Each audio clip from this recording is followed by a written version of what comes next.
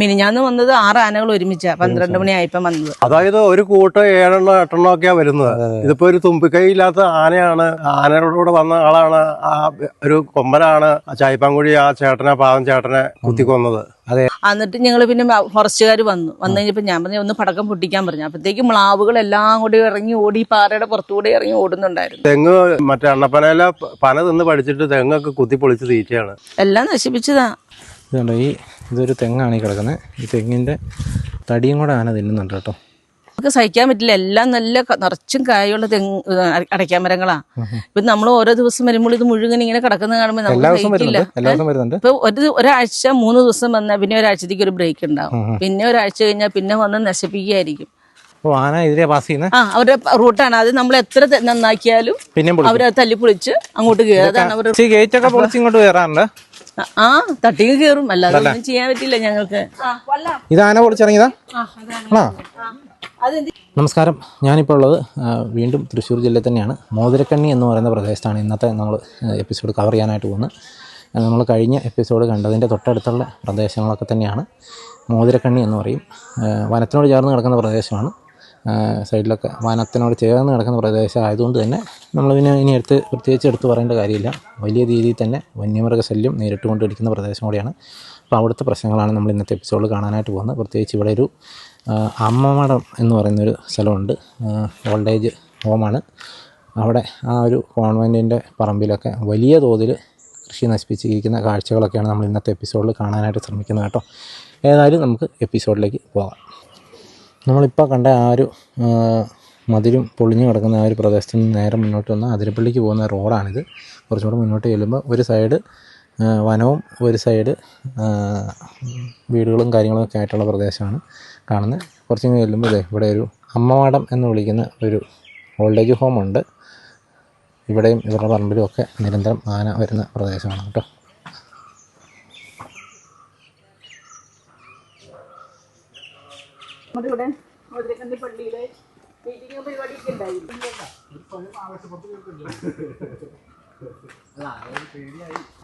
നമ്മളിപ്പോൾ കണ്ട ആ ഒരു ഓൾഡ് ഏജ് ഹോമിൻ്റെ ഏറ്റവും മുകളിലായിട്ടുള്ള ഭാഗത്താണ് നമ്മളിപ്പോൾ നിൽക്കുന്നത്. ഇവരുടെ പറമ്പിൽ നിരന്തരം ആന ഇറങ്ങുന്നുണ്ട് കേട്ടോ. ഇത് ആന പൊളിച്ചിറങ്ങിയതാ. അതെന്ത് ചെയ്യുന്നറിയാ, പൊളിച്ചു കഴിഞ്ഞിട്ട് ഇറങ്ങാൻ നോക്കിയപ്പം സ്റ്റെപ്പ് താഴെയല്ലേ. അപ്പൊ എന്ത് ചെയ്തു, ഇതെടുത്ത് മുകളിലേക്ക് എടുത്തു വെച്ചിട്ട് ഇറങ്ങാൻ നോക്കിയതാ. ഉപകാരം ചെയ്തല്ലേ? അത്ര ഉപകാരം ചെയ്തു. പിന്നെ അത് ഞങ്ങള് മുഴുവൻ നശിപ്പിച്ചതിന് ശേഷം ഗേറ്റ് ഒക്കെ കളഞ്ഞാലേ ഇത് കണ്ടില്ലേ, ഇത് മുഴുവൻ നശിപ്പിച്ചു കഴിഞ്ഞിട്ട് ഞങ്ങൾ ഇവിടെ സിമെന്റ് കെട്ടി വാർത്തതെല്ലാം ചെയ്തതാ. അതെ, ഒരു ദിവസം വന്നിട്ട് ഓടിച്ചവൻ അവൻ തന്നെ അത് കയറി അങ്ങ് പോയി. ഗേറ്റ് ഒക്കെ പൊളിച്ച് ഇങ്ങോട്ട് കയറാറുണ്ട്. തട്ടിക്ക് കയറും. അല്ലാതെ ഒന്നും ചെയ്യാൻ പറ്റില്ല ഞങ്ങൾക്ക്. ഇത് ഇത് ഓൾറെഡി നശിപ്പിച്ച് കളഞ്ഞതാ. എന്നിട്ട് ഞങ്ങള് പിന്നെയും ചെയ്തതാ. ഇത് ഏതാ ഈ കണ്ട ഇത് കണ്ട ഈ കയ്യാല മാട്ട രണ്ടാമത് ചെയ്തതാ. പഴയതാ കാണുന്നതായിരിക്കും അല്ലേ? വ്യത്യാസമുണ്ട്. അല്ല ഈ കവുങ്ങ് മൊത്തം മുഴുവൻ കളഞ്ഞത്. ഇതേ കംപ്ലീറ്റ് കളഞ്ഞല്ലേ? ഇത് എത്ര നാൾ കൊണ്ട് കളഞ്ഞാ? ഇത് അധികം നാളായിട്ടില്ല, കുറച്ച് ദിവസങ്ങളായിട്ടുള്ളൂ. പുതിയ വരുമ്പോ 1 2 വീതം കളയും. പിന്നെ നമ്മളത് പിന്നെ അങ്ങേറ്റത്തുണ്ട്. അവിടെ കണ്ടോ, അവിടെ അങ്ങ് സീം ചെയ്താൽ കിട്ടും. അവിടെ ഈ ദിവസങ്ങളിൽ ഈ കഴിഞ്ഞ 2 ദിവസം വന്ന് ചെയ്തതാ. നിരത്തി ഇറങ്ങുമല്ലേ ഇത്? ഓഹോ, നേരെ അങ്ങ് ദൂരെ കാണാല്ലേ? ചീകി ഇട്ടേക്കുക. അങ്ങോട്ട് ഇറങ്ങാൻ പറ്റും. അങ്ങോട്ട് നിൽക്കി. അവിടെ കണ്ടോ, ആ മൂലയ്ക്ക് കണ്ടോ? കാണാട്ടോ.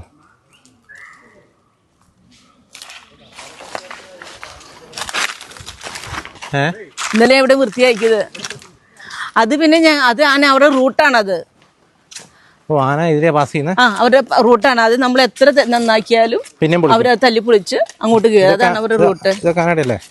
ഇത് അല്ല, ഇത് റബ്ബർ ഇതിന്റെ. ഞാൻ അവിടെ ഉണ്ട് ആനപ്പിണ്ടം കുറെ ഉണ്ട്.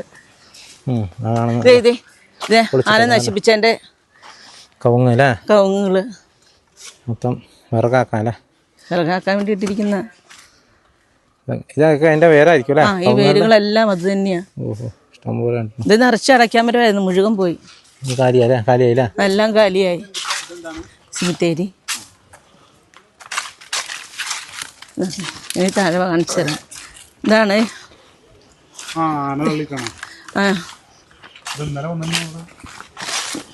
ഇതുണ്ടോ ഈ കവുങ്ങുകൾ കംപ്ലീറ്റ് കളഞ്ഞു കേട്ടോ, ഇഷ്ടംപോലെ കിടക്കുന്നു. അങ്ങ് ദൂരേക്ക് നോക്കിയാലും അവിടെയൊക്കെ കാണാം. ഈ കൂട്ടി വെച്ചേക്കുന്ന മൊത്തം കളഞ്ഞാലേ? ഓ, കവുങ്ങ് തീർത്തുമില്ല മൊത്തം? തീർത്ത് ഇത് മുഴുവൻ അടയ്ക്കാൻ വരെയുള്ള സ്ഥലമായിരുന്നു. ഇഷ്ടംപോലെ അടയ്ക്കാൻ മരം കിട്ടിക്കൊണ്ടിരുന്നതാ. മൊത്തം ആന മറിച്ചിട്ടത് വെട്ടി ഒരു വിറകാക്കി വെച്ചേക്കുന്ന കേട്ടോ. പറമ്പിലേക്ക് നോക്കിയാൽ നമുക്ക് കാണാം കവുങ്ങ് കിടക്കുന്ന ഭീകര കാഴ്ച കേട്ടോ. ഇതൊക്കെ ഈ ദിവസങ്ങളിൽ ചെയ്തതാ. ഇതൊക്കെ ഇത് കണ്ടാൽ നമുക്ക് സഹിക്കില്ല. അത് കാരണം നമ്മളത് വെട്ടി അപ്പം മാറ്റാം. ഇതിങ്ങനെ കിടക്കുന്ന കാണുമ്പോ അല്ലേ, ഇതിങ്ങനെ കിടക്കുന്ന കാണുമ്പോ അല്ലേ നമുക്ക് സഹിക്കാൻ പറ്റില്ല. എല്ലാം നല്ല നിറച്ചും കായുള്ള അടയ്ക്കാൻ മരങ്ങളാ. ഇപ്പൊ നമ്മൾ ഓരോ ദിവസം വരുമ്പോൾ ഇത് മുഴുവൻ ഇങ്ങനെ കിടക്കുന്ന കാണുമ്പോൾ നമുക്ക് സഹിക്കില്ല. ഇപ്പൊ ഒരാഴ്ച 3 ദിവസം വന്നാൽ പിന്നെ ഒരാഴ്ചത്തേക്ക് ഒരു ബ്രേക്ക് ഉണ്ടാവും. പിന്നെ ഒരാഴ്ച കഴിഞ്ഞാൽ പിന്നെ വന്ന് നശിപ്പിക്കുകയായിരിക്കും. അപ്പൊ നമ്മൾ ഫോറസ്റ്റുകാരെ ചിലപ്പം ആൾക്കാർ തന്നെ പറയും ഇതേ കയറി പോകുന്നുണ്ടെന്ന് കുറിച്ച് പറയും. അപ്പൊ അങ്ങനെ വന്നു കഴിഞ്ഞാൽ നിങ്ങൾ അറിയൂല, അല്ല നമ്മൾ അറിയത്തില്ല, ദൂരം ഉണ്ടല്ലോ. പക്ഷെ മിനിഞ്ഞാന്നത്തെ ഒക്കെ ഞങ്ങൾക്ക് കേൾക്കാം, മരങ്ങളെല്ലാം താഴോട്ട് വീഴുമ്പോൾ ഭയങ്കര സ്വരമായിരിക്കും. അപ്പത്തേക്ക് തന്നെ നമുക്ക് ശ്രദ്ധിക്കും. ഞങ്ങളിങ്ങനെ ഒബ്സർവ് ചെയ്യുമ്പോൾ ആനയുടെ സ്വരം കേൾക്കാം. ഇന്നലെ മിനിഞ്ഞാന്നൊക്കെ ഭയങ്കര അലർച്ചയായിരുന്നു. ഒന്നും ചെയ്യാൻ പറ്റില്ല. ഇപ്പൊ നമുക്ക് ആനയ്ക്ക് വിട്ടുകൊടുത്തിരിക്കുന്നത്. എന്റെ പേര് സിസ്റ്റർ സിസി.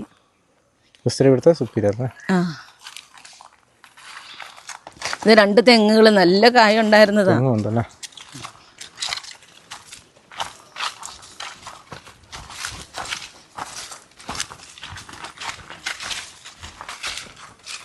പകലെന്നാലും വന്നിട്ടുണ്ടോ?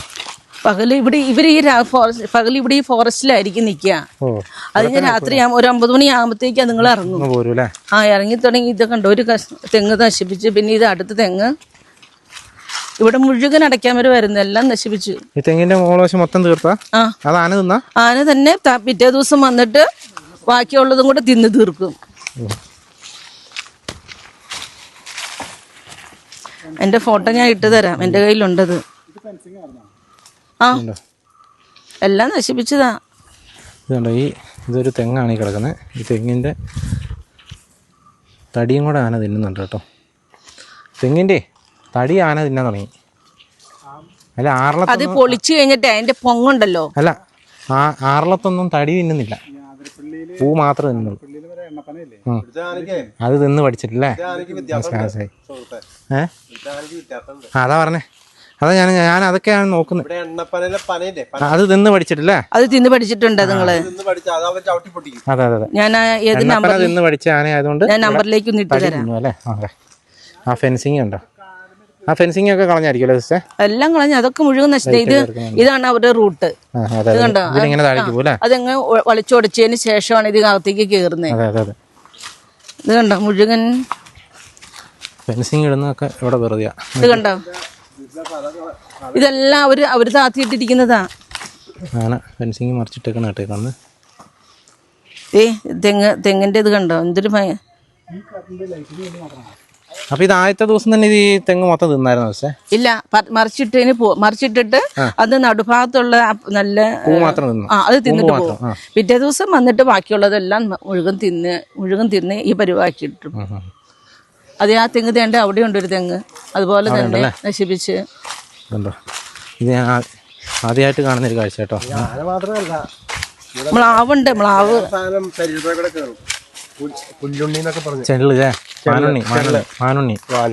അതിവിടെ ഉണ്ടോ? പിന്നെ മ്ലാവ്, ഇതാ ആനപ്പിണ്ടം. ഇത് 5-6 എണ്ണൊക്കെ ഒരുമിച്ചാ വരുന്നേ. 5-6 ആനകളൊക്കെ ഒരുമിച്ചാ വരിക. ഈ മിനിഞ്ഞാന്ന് വന്നത് 6 ആനകൾ ഒരുമിച്ചാ. 12 മണിയായപ്പോ വന്നത്, 9 മണിയായപ്പോ എത്തി. 12 മണിയായപ്പോ ഞങ്ങളുടെ ആ കവുങ്ങൊക്കെ കളഞ്ഞത്. തേങ്ങ അരിച്ചു വെച്ചേക്കുന്നല്ലേ? അത് പിറ്റേ ദിവസം വന്നിട്ട് അതിന്റെ പൊങ്ങ് ഇത് തിന്നാൻ വേണ്ടിട്ട് പൊടിക്കുന്നത്. അതുങ്ങള് പിന്നെ വന്നപ്പോഴത്തേക്ക് ഇത് ഉണങ്ങി കാണും, അതായിരിക്കും പിന്നെ തിന്നാൻ. ആന ഇപ്പൊ തിന്നാത്ത ഒരു സാധനം ഇല്ല. കുറച്ച് കഴിഞ്ഞാൽ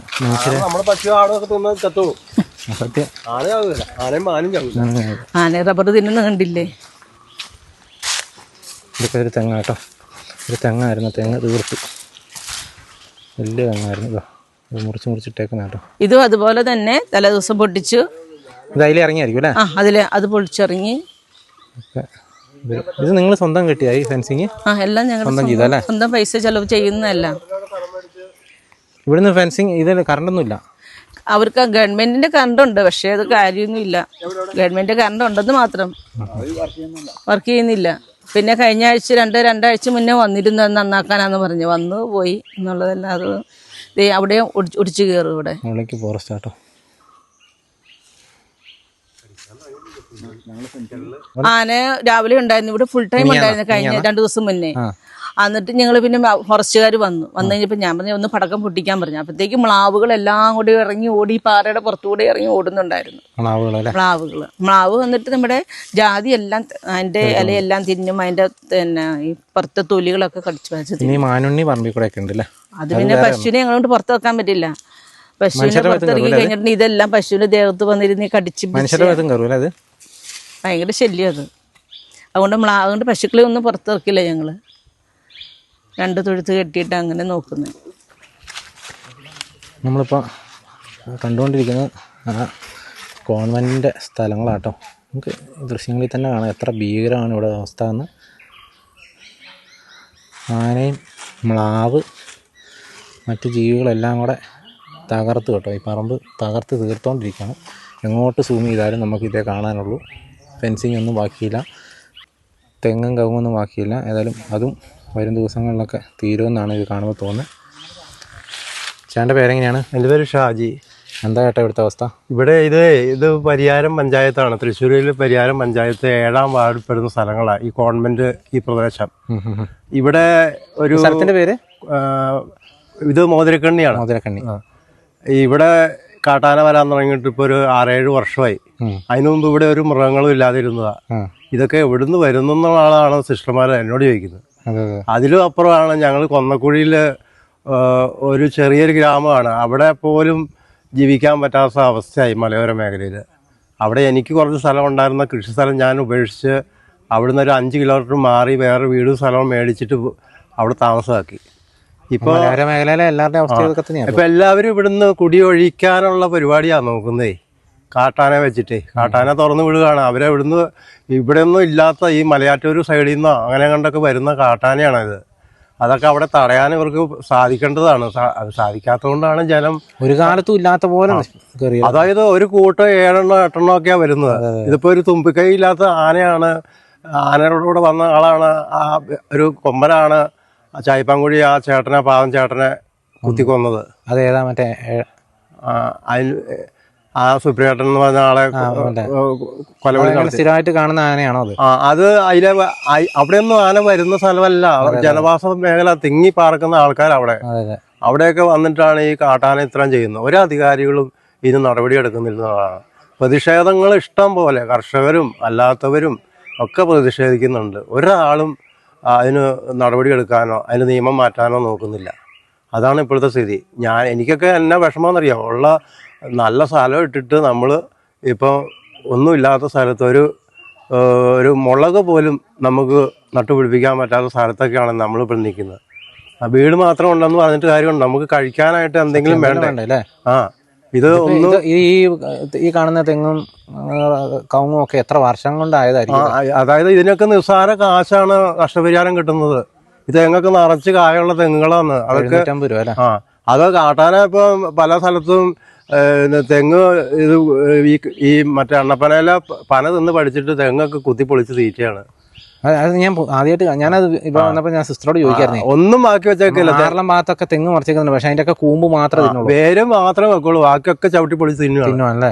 ഈ പ്ലാന്റേഷനിലെ എണ്ണപ്പന അവിടുന്ന് വരുന്ന ആനയാണ്. ഇവിടെ ഇറ്റിലപ്പാറ പ്ലാന്റേഷനിൽ നിന്ന് വരുന്ന ആനയാണ്. ആ സാധനം തിന്ന് പഠിച്ചു. ആ തുമ്പിക്കൈ ഇല്ലാത്ത ആനകളുടെ 6-7 കൂടെ ഉണ്ടാവും സെക്യൂരിറ്റി. തുമ്പിക്കൈയില്ലാത്ത കുഞ്ഞാന.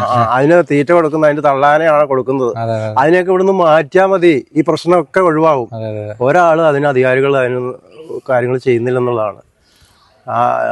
ഇത് ചെയ്യാത്തത് നിയമങ്ങൾ മാറാതെ ഒന്നും ഇനി കർഷകർക്ക് ഇവിടെ ജീവിക്കാൻ പറ്റില്ല. ഒരു കൃഷിയും ചെയ്യാൻ പറ്റില്ല. അങ്ങനത്തെ സ്ഥിതിയിലാണ് ഇപ്പോൾ ഇവിടെ. പറമ്പ് വെളുപ്പിക്കും അല്ലേ? ഇതൊന്നും അല്ല, കുറച്ചപ്പുറത്തോട്ടൊക്കെ മാറിക്കഴിഞ്ഞാൽ കർഷകർ കൃഷി നിർത്തി. ഇവിടുത്തെ മുഖ്യ കൃഷി വാഴകൃഷിയാണ്. ജാതി, ഇപ്പൊ ജാതിയിലോട്ട് കയറിയിട്ടുണ്ട്. ജാതി, റബ്ബർ, റബ്ബർ ജാതിയിലോട്ട് ഇപ്പൊ കയറിയിട്ടുണ്ട്. ചുമ്മാ മറിക്കുക, ജാതി മറിക്കുന്നു, അത് മറിച്ചിടുക, എന്നിട്ട് തിന്നൊന്നുമില്ല. കർഷകനെ കഷ്ടപ്പെടുത്തുക, അവനെ ജീവിക്കാൻ പറ്റാത്ത അവസ്ഥ ഉണ്ടാക്കുകയാണ്. ഇതാണ് ഇപ്പൊ ചെയ്തുകൊണ്ടിരിക്കുന്നത്. എന്താ ചെയ്യാ? പകൽ സമയത്ത് ഇതിന്റെ മുകളിലൊക്കെ ഇങ്ങനെ വന്ന് തമ്പടിച്ച് നിൽക്കുന്ന പറഞ്ഞു. ഇത് കാടാണ് കേട്ടോ, അല്ലാത്ത ഭീകരമായ അവസ്ഥ തന്നെയാണ്. നമുക്ക് ഈ ദൃശ്യങ്ങൾ കാണുന്ന പോലെ തന്നെ ഇതൊക്കെ ഫെൻസിങ് അല്ല, അവൻ്റെ മതിലുകൾ ഇവർ തന്നെ സ്വന്തമായിട്ട് നിർമ്മിച്ച മതിലാണ്. ആ മതിലിൻ്റെ അവിടുത്തെ സ്ഥിതി നിങ്ങൾക്ക് നോക്കിയാൽ കാണാം. ഇതൊക്കെ കളഞ്ഞാണ് ആന ഇങ്ങോട്ട് വരുന്നത് കേട്ടോ. ഈ കാടിൻ്റെ ഉള്ളിൽ നിന്നൊക്കെ ഒച്ച കേൾക്കുന്നുണ്ട്. ഒരുപക്ഷെ ആനയായിരിക്കും, എന്തൊക്കെയോ ഓടിക്കുന്ന ഒച്ചയൊക്കെ കേൾക്കുന്നുണ്ട്. നിങ്ങൾക്ക് മനസ്സിലാകുന്നുണ്ടല്ല, പക്ഷെ നമുക്ക് നേരിട്ട് കേൾക്കുമ്പോൾ ഇത് മനസ്സിലാകുന്നുണ്ട് കേട്ടോ. പക്ഷേ ഇതാണ് ഇവിടെയുള്ള ആളുകളുടെ ഒരു സ്ഥിതി എന്ന് പറയുന്നത്. ഒരു പറമ്പിലും ഒന്നും ബാക്കിയില്ല കേട്ടോ. ഇതല്ലേ ഫെൻസിങ്ങിൻ്റെ ഒക്കെ അവസ്ഥ ഇതാണ്. താഴേക്ക് നോക്കിക്കഴിഞ്ഞാൽ മരങ്ങൾ ഇങ്ങനെ കിടക്കുന്നു, റബ്ബറുകൾ കിടക്കുന്നു, കവുങ്ങ്, തെങ്ങ് വെളുപ്പിച്ചു. മനുഷ്യർ ജീവിക്കാൻ പറ്റാത്ത സാഹചര്യത്തിലേക്ക് കർഷകർ പോയിക്കൊണ്ടിരിക്കുകയാണ്. അപ്പോൾ നമ്മൾ ആ ഒരു പ്രദേശം ഓൾഡ് ഏജ് ഹോമിൻ്റെ പറമ്പും കാര്യങ്ങളൊക്കെ നമ്മൾ സിസ്റ്ററിൻ്റെ കൂടത്തിൽ നടന്ന് കണ്ടു കേട്ടോ. വളരെ ഭീകരമാണ് അവസ്ഥ. ആ ഒരു പറമ്പിൽ ഇനി നശിപ്പിക്കാനായിട്ടൊന്നും ബാക്കിയില്ല. നമ്മൾ കണ്ടു, 100 കണക്കിന് കവുങ്ങും എത്രയോ തെങ്ങുകളൊക്കെയാണ് ഇവിടെ കാട്ടാന കളഞ്ഞിരിക്കുന്നത്. ഓരോ ദിവസവും ഇതിങ്ങനെ കളഞ്ഞുകൊണ്ടിരിക്കുകയാണ്. പറമ്പിൽ ഇനി കവുങ്ങൊക്കെ വിരലിലെണ്ണാവുന്ന കവുങ്ങുകളെ ബാക്കിയുള്ളൂ. അതൊക്കെ വരും ദിവസങ്ങളിൽ തീർക്കുമെന്ന് തന്നെയാണ് സിസ്റ്ററൊക്കെ പറഞ്ഞത്. വലിയ അവസ്ഥയിൽ കൂടെ തന്നെയാണ് കർഷകർ പോയിക്കൊണ്ടിരിക്കുന്നത്. നമ്മൾ അതിരപ്പള്ളി തൃശ്ശൂർ ഭാഗത്തൊക്കെ വന്ന് അവിടുത്തെ വന്യമൃഗ പ്രശ്നങ്ങൾ എടുക്കാൻ വന്നതിൻ്റെ 4ാമത്തെ എപ്പിസോഡാണ് നിങ്ങളിപ്പോൾ കണ്ടുകൊണ്ടിരിക്കുന്നത്. ഓരോ എപ്പിസോഡ് കഴിയും തോറും ഇതിൻ്റെ ഗ്രാവിറ്റി കൂടിക്കൂടി വരുവാണ് കേട്ടോ. ഞാൻ ഓരോ സ്ഥലത്ത് ചെല്ലുമ്പോഴും നമ്മൾ വിചാരിക്കും ഇത്രയോ ഓരോ സ്ഥലത്ത് ചെല്ലുന്നതോറും ഇതിൻ്റെ തീവ്രത പല വ്യത്യസ്തമായ രീതിയിലേക്ക് കാര്യങ്ങൾ ഉപയോഗിക്കുകയാണ്. പ്രത്യേകിച്ച് എടുത്തു പറയുകയാണെങ്കിൽ ആനകൾ പരിണമിക്കുന്നുണ്ട്. ആനകളുടെ സ്വഭാവം വളരെയധികം വ്യത്യാസം വരുന്നുണ്ടെന്നുള്ളത് എനിക്ക് ഇവിടെ മനസ്സിലായി. ആനകളുടെ ഭക്ഷണ രീതികൾ പോലും വ്യത്യാസം വരുന്നുണ്ട്. തെങ്ങിൻ്റെ തടി തിന്നുന്നത് ഞാൻ ആദ്യമായിട്ട് കാണുന്നതാണ് ഇവിടെ വന്നപ്പോൾ. ആ തെങ്ങിൻ്റെ തടി തിന്ന് വെച്ചിരിക്കുന്നത് നിങ്ങൾ കണ്ടു. ഉറുമ്പരിച്ച് വെച്ചേക്കുന്ന പോലെ ഒരു പ്രദേശം മൊത്തം തീർത്ത് വെച്ചിരിക്കുന്നത് നമ്മൾ കണ്ടു. ഇത് മിക്ക തെങ്ങുകളും ആന ഇങ്ങനെയാണ് തിന്നുന്നതെന്ന് പറഞ്ഞാൽ എണ്ണപ്പന, അതായത് വെറ്റിലപ്പാറ ഭാഗത്തൊക്കെ എണ്ണപ്പന തിന്ന് പഠിച്ച കാട്ടാനകളാണ്. അത് ഇവിടെ വന്ന് തെങ്ങും ഇതേപോലെ മറിച്ച് തിന്നുകയാണെന്നാണ് ഇവരൊക്കെ പറയുന്നത് നമ്മൾ കേട്ടത് കേട്ടോ. ഏതായാലും പുതിയ രീതികളിലേക്ക് വന്യമൃഗങ്ങൾ പരിണമിക്കുമ്പോൾ കർഷകർ കൃഷി നിർത്തി മറ്റ് രീതിയിലേക്ക് പരിണമിച്ചുകൊണ്ടിരിക്കുകയാണ്. അതാണിപ്പോൾ നടന്നുകൊണ്ടിരിക്കുന്നത്. കർഷകർ ഇല്ലാണ്ടായിക്കൊണ്ടിരിക്കുകയാണ്. ഇത് മാത്രമേ നമുക്ക് ഇതിൻ്റെ എൻഡ് റിസൾട്ടായിട്ട് വരാൻ പോകുന്ന കാര്യം ഇതാണ്. കർഷകരൊക്കെ ഇല്ലാണ്ടാവും, ഈ പ്രദേശത്തുള്ള ആളുകളൊക്കെ ഒഴിഞ്ഞു, ഇതൊക്കെ വനമാകുമായിരിക്കും. ഏതായാലും വളരെ ഭീകരമായ അവസ്ഥ തന്നെയാണ് ആളുകൾ കടന്നു പോകുന്നത്. വീണ്ടും ഇത്രയ്ക്കാണ് നമുക്ക് ഈ വീഡിയോയിൽ കാണിക്കുന്നത്. അപ്പോൾ വീണ്ടും മറ്റൊരു ദിവസം മറ്റൊരു എപ്പിസോഡുമായി വീണ്ടും കാണാം. Thank you.